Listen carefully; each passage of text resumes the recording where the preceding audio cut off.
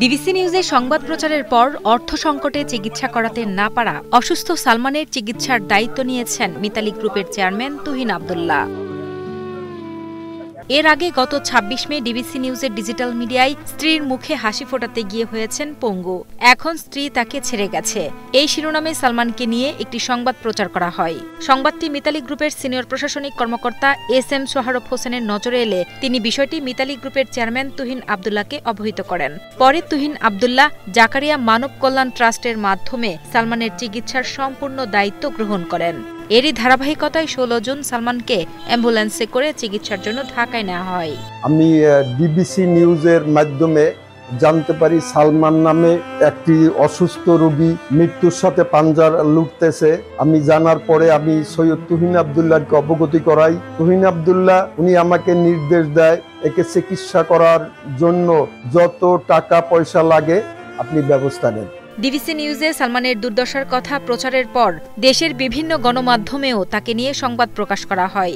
বর্তমানে চিকিৎসার ব্যবস্থা হওয়ায় বেশ খুশি সালমান ও তার পরিবার। আমি আজকে ১ বছর ধরে অসুস্থ হয়েছি। আমার চিকিৎসার টাকার জন্য কোনো চিকিৎসা হয় নাই। বিভিন্ন মিডিয়ার মাধ্যমে আমার এই বিষয়টা প্রচার হওয়ার পরে তুহিন আব্দুল্লাহ সাহেবের চোখে আমার এই ভিডিওটা পড়ে উনি আজকে আমার চিকিৎসার সমস্ত দায়িত্ব নিয়েছে। ওনার কাছে আমি চিরঋণী, ওনার ঋণ আমি কোনোদিন বলতে পারবো না। আল্লাহ চাইছিল যে তার উসিলায় আমার চিকিৎসা হবো, সেই জন্য হয়তো বা আমার চিকিৎসা হয় না এই টাকার জন্য। আল্লাহ জানে ওনাকে অনেক ভালো রাখে, সারা জীবন যাতে আল্লাহ ওনাকে অনেক সুখে রাখে। উল্লেখ্য, প্রায় ১ বছর আগে রাজমিস্ত্রির কাজ করার সময় ভবনের সানসেটের ছাদ সহ ভেঙে নিচে পড়ে যান টাঙ্গাইলের ঘাটাইলের দেউলাবাড়ি ইউনিয়নের সালমান।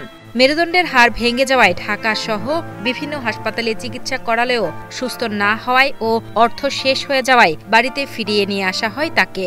অন্যদিকে স্বামীর এই অবস্থায় তাকে ফেলে চলে যান সালমানের স্ত্রী। আমি রাজমিস্ত্রি কাজ করতাম।